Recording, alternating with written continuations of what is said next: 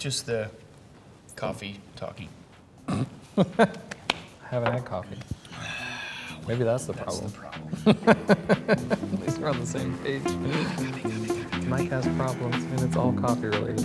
Good morning. Good morning. Hey Branches, Mike here, standing in for Timmy, who's let me graciously come and interview Daniel in the studio for Talking Branches. Hi Daniel. Hey. I let you wait. Graciously? Yeah, it's true. He had surgery. I know, but Okay. he didn't have a choice, and I'm giving him the benefit of the doubt. There we go, So, okay. But All Daniel, I will let you wave to the camera if you want to, so Hi. that's fine. What's up, But guys? we are here in our second week of Be Rich. Yes. Which is very exciting. It's one of my favorite series. I think it's one of yours. In I fact, love this all the series. staff here, we're kind of over the moon for it. So, Yeah. kind of to catch us up a little bit, we've done 2 weeks so far. It's a 3-week series, so this coming Sunday is the last week. And in the first week, we were partnering with our nonprofit partners with our wallets, right? So we had the $39.95 sales pitch from the stage, which is always cringeworthy, right? But at the same time, like it gets the chuckles we hope for, and it's really effective actually. Like it's a starting point. It's a starting point for that. So, but this week you challenged us to serve not with our wallets, but with our hands, which is awesome, right? It's just awesome because generosity isn't just a one-dimensional thing. It encompasses so much more than that. Can you talk a little bit about why generosity is so important? Just kind of a high-flying. Yeah, well, I mean, I think, especially as a disciple, I'll start here. Generosity, I think, in general, is a celebrated thing. Nobody gets mad at somebody who's generous, you know. And if you gave me stuff for free, how dare you? So, generosity is celebrated probably all across the world, in most cases, and is a good thing. But as Jesus followers, it's not just something we should celebrate. It's a way of life. It's a way we should live. And the reason generosity is so important, number one, because Jesus said it is. Jesus commanded us actually to be generous, which is kind of crazy. But the whole purpose of generosity, or where generosity comes from as Jesus followers, is a response to God's generosity, to Jesus' generosity that he extended to us. So the gospel is generous. The gospel is a gift given knowing that the person receiving the gift can't return the favor, can't pay for it, can't pay the giver back. That's really what generosity is here's a gift, I expect nothing in return.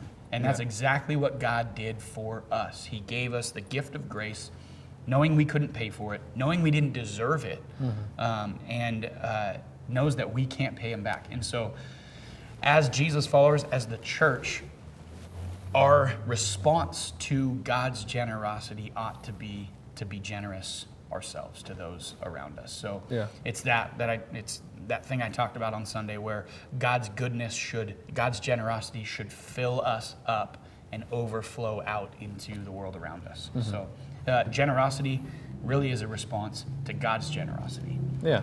So it would make sense then that the church should be anyway, and by church I mean the global church, like people, disciples of Jesus, would be leaders in generosity. Yeah. You would expect that, given that we were given something so great, that our response to that would be gratitude. We should be known. We should be known as a church here locally, as the church globally, for our generosity, for our selfless way of living. And if you look at the first century church, you start reading Acts 1, 2, 3, what you see is a group of people who are willing to share, who are carrying one another's burdens, financially, physically, as it relates to food, as it relates to a place to live. They're carrying one another. They're sharing their lives with each other, and it's overflowing into the community, and they become known for these crazy people who share what they have, which was unknown, unheard of at the time. And in some ways, even now, is not super common. A lot of times gifts are given with an expectation, at least of good feelings.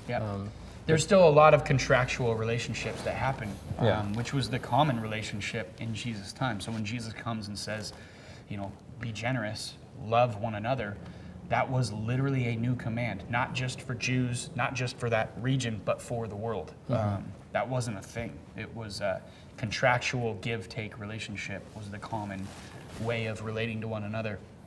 And Jesus came and flipped that upside down. Yeah. Rather right side up. So Be Rich almost serves as a reminder Yeah. in a way. And so it's a 3-week series that we do annually, that we look forward to annually. And I love the way you phrase this. You may have stolen it from somebody, but I'm going to attribute it to you.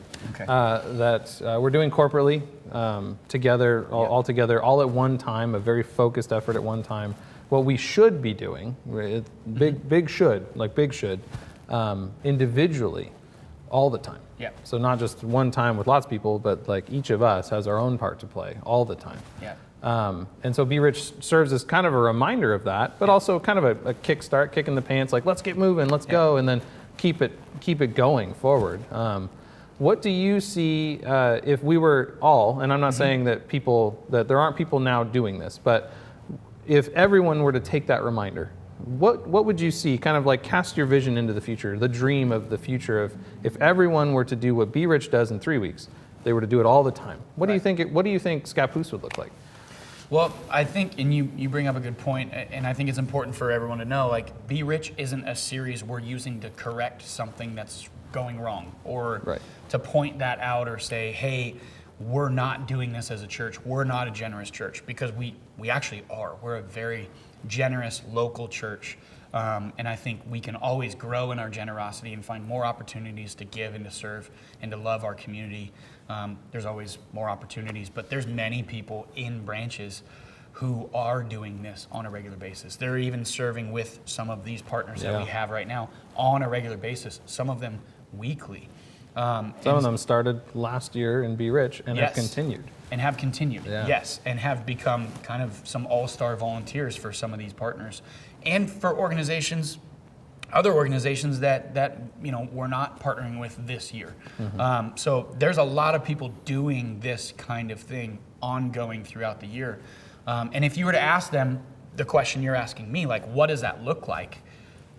You would hear all kinds of stories of opportunities that these individuals have had to share the gospel, to love, to fill a need that they wouldn't otherwise know about, recognize, or have the opportunity to fill. They're building relationships with people, having conversations that they wouldn't otherwise have conversations about with people they wouldn't even know had they not been giving some time, some talent, some treasure to these organizations or to individuals, right? I mean, there's people serving their neighbor on a regular basis. There's people in our church who Sunday nights, they open their home for dinner every Sunday night and invite their neighborhood. And they've had some incredible conversations about faith, about eternity, about Jesus, about the cross with people they wouldn't otherwise know if they didn't just invite them over. So this is something that's happening, and what the result of it is opportunity for gospel presentation, opportunity for relationships to be built, opportunity for needs to be met, both physical, financial, spiritual, relational needs that otherwise wouldn't even be addressed unless there was somebody who said, I'm going to step outside of my comfort zone, and I'm going to step into the community, the neighborhood, the city that God has placed me in for this season. So how does it look in Scappoose? I mean, our influence grows, our ability to share the gospel, our opportunities to build relationships and connect people to their Savior, it only increases. And that's a beautiful thing. So our mission to be an authentic community following Jesus is furthered. Our vision to build a church that we can bring our friends to, the church starts to be a part of the community, a part of the city, a part of the life of our city, which helps us realize our vision as well. So it's pretty powerful. No, that's incredible. And in the moment, it doesn't feel like you're making. It may not feel like you're making that big of an impact, packing a box or, organizing something. But you are changing a life and planting seeds you know nothing about. And it's pretty impressive. And it's an eternal story rather than a temporal. And that's very exciting. And I get excited for that vision, that dream of a future where we're all consistently, because that's kind of the key word, consistently moving in generosity to the people around us. Those consistent deposits over time Yeah. Have a huge return. For sure. You don't need to go to banking school for that. No. Diving into a bit more specifically to this week, we were talking about serve. So Jesus, again, good phrasing that I love this weekend. Jesus goes after our hearts, tries to capture our hearts, so that he can then capture our hands and feet to get us doing things. And so once he's done that, once our hands are moving and we're into serve, which is what this week was about, and we'll have serve opportunities available probably throughout the rest of the year. Yeah. You'll be able to sign up for related to Be Rich and our nonprofit partners. So, but you mentioned a really unique. You mentioned a couple of stories, but one that really stuck to me from Sunday was about your time as a child in Portland, where your parents would maybe at first drag you, but probably eventually, like you would willingly go to feed the homeless Saturday mornings or Sunday mornings or something. And then can you speak to maybe how that impacted your view of generosity? I realize you're pretty young, but as an adult, you might be able to introspect a little bit. Yeah. So, we'd go on Saturday mornings. I don't remember even how many times we went. It was a few times. I think it was over the course of a summer, once a month or something like that, Saturday mornings, and we'd feed the homeless downtown. And at that age, I was 11, 12, 13, somewhere around that age. I knew that people lived without a home, that people lived without food, that there were people who didn't have jobs and weren't able to provide a roof over their head. I knew that those people, which is exactly how I would have said it, those people out there, I knew that they existed. And I knew that there was a need. But that's all they were to me, was a need. It was So community wasn't other, basically. Right. It was maybe a task or a checkbox, Right. But it wasn't related. Right. And so when I showed up, even as a young kid, and I looked into their eyes and I saw them and I talked with them, and I saw the varying degrees of homelessness, of brokenness, right? That need, that issue, that problem, that they became him, became her, became someone's son, someone's daughter, someone's mom, someone's dad. It became human. Yeah. It wasn't just a need that was communicated, from the stage or from some organization. It was a person who was broken, much like me, and it just maybe more visibly. And so I began to relate to a human, not just a need. Another person who, and I don't know that I would have identified this then, but it was another person who Jesus died for, who God created on purpose with a purpose. And because of the way I read God's kind of interaction with humanity, that what was breaking my heart about their situation was also breaking God's heart about their situation. And that God had placed me, my family, at least in that moment and in that season, in a place where we could serve them in the name of Jesus and make an impact, at least in that moment, and believe God to plant a seed that would grow into something eternally significant. And so it changed the need from just a need into a person who was in need, which is a massive distinction. And I don't think you get there until you get into the mess. Yeah. Even just a little bit. I was into the mess a couple rows back at a cooking station scrambling eggs. Sure. Learning to cook. Learning to scramble eggs. Literally, I'd never scrambled an egg until then. So, but anyways, that's the difference I think it made was just reiterating that a need, there's a human, there's a person, there's an individual behind every need. Yeah. And that individual matters. Thing, it's the person. Yep. And that individual matters to God, whether God matters to them. Yes. That's a big deal.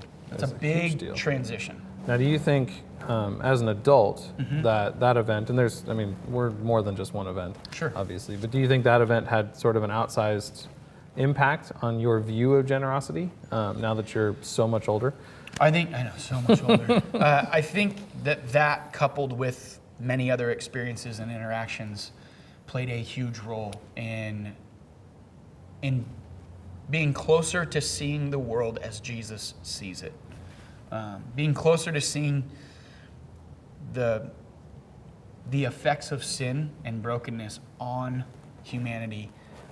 It played a huge role in me seeing our need as a global community, as humanity, as humankind, our need for a Savior in our lives. So I think that event played a huge role.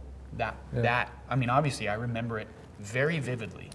So it had a pretty big impact on what it means and why serving others is a part of living out the gospel. Mm-hmm. So your parents, maybe they didn't do this on purpose, but very wise to take you and to influence you at that age. What would you say to parents now, looking at their kids, who I think everybody wants to have generosity in their lives? Like I think, as you mentioned, it's a universal good to be generous. And so when we're parents and we're looking at our kids and we see them squabble over, this mine and that's not fair, and none of it looks generous, and we want to influence generosity into them, kind of stick it into them, maybe sometimes harder than other times. What would you say to parents to, maybe as a resource, or what kinds of actions would you encourage them to take so that they could have that outsized impact into their children's future towards generosity? Yeah, I would say doing this wisely, but expose them to needs. Yeah. Expose in a safe manner, expose them to the needs that exist. That's what that was for me. It was exposure to the people who are in need. Mm-hmm. I saw it. I experienced it. It wasn't on a TV screen with Sarah McLachlan playing in the background. It was like I saw them, I smelled them, I experienced them, I heard the people behind the needs. So expose them to needs that are appropriate for their age and the safety that we're required to provide for them as their parents, but expose them to those needs and invite them to participate in fulfilling them, in satisfying those needs or serving those needs. What do you mean? How would you invite them to participate? So one of the things we've tried, and jury's still out as to whether any of our parenting tactics are helpful or hurtful, because our kids are still young, but one of the things that we've invited our kids to be involved in as far as that is sharing with them, reminding them how blessed we are as a family to have some of the things we have. Mm-hmm. And in certain seasons, we have an abundance of things like toys and kids' clothing and things like that. And so we invite them to participate in selecting which items they want to give away to a family who's in need, to an organization or an individual family who just needs it, whether it's desperate need or just like, hey, they just had a baby, so we're going to give some baby clothes away. Yeah. What clothes of yours would you like to add to the pile or whatever? So involving them in knowing that there's a need out there and involving them in the decision for how can we as a family fulfill that need. And so just involving them in that, or inviting them or bringing them along on a service project that is, obviously appropriate for them to be a part of. Mm-hmm. So letting them play a part in serving. I think of one of the times that we went and did a service project for the school through Rooted, and both our kids, all of our kids were there. Well, not all of mine, but that's a lot. Both of mine were there. Both of yours were there. 2 of mine were there, and they were involved in serving together. And just seeing parents serve, they're going to emulate something from what we do. They're going to choose to either reject or receive what they see us do. But if they see us serving, if they see us being generous, that's going to be helpful. So involve them in it. Tell them about share with them that you've given to this organization. Share with them that you're sponsoring, a child through compassion or whatever. Make them a part of that experience. Not to brag, nope, right? Not to brag. Yeah. In fact, don't brag. Yeah. Because then you get this idea that you're better because of it. But share it with them and allow them to participate in it. Yeah, because kids are sponges. We all know that. They learn. How would you reinforce their like my kids, we give their allowance. They have 3 jars, give, save, spend. And with week 1, both of my kids were like, we want to use our give jars for Be Rich, which I was super excited about because that's awesome. I was here and they were at home and they totally took it in from the TV screen. So if you're watching online, good job. Yeah. You can let your kids watch. But the cool thing with that is my daughter, Lexi, wanted to give specifically to one of the nonprofit partners. But my son was like, I want to do the Be Rich thing. I want to give to the animal shelter, which is not one of our nonprofit partners. But hey, all right. Like that's super cool. And so what my wife did was she told me about it because when I got home, and then I was like, that's awesome. And it was like, hey, when do you guys want to do that? We need to find your jars because we just moved. Like we'll figure it out. Do you do anything specifically that helps reinforce when you see that in your kids? I think it's important to find any opportunity like that, to take advantage of an opportunity like that to celebrate that generous heart. Yeah. And to celebrate it publicly in front of the family, to reinforce like that is who we are. Yeah. That's who we are as Jesus followers. That's who we want to be as a family. You're catching it. Reinforce that empathy. Reinforce that generous heart whenever you can. And it's not easy. You're sitting at the dinner table and they're telling a story about something, and you know, half the time you're trying to still decompress from work and it's hard to even pay attention.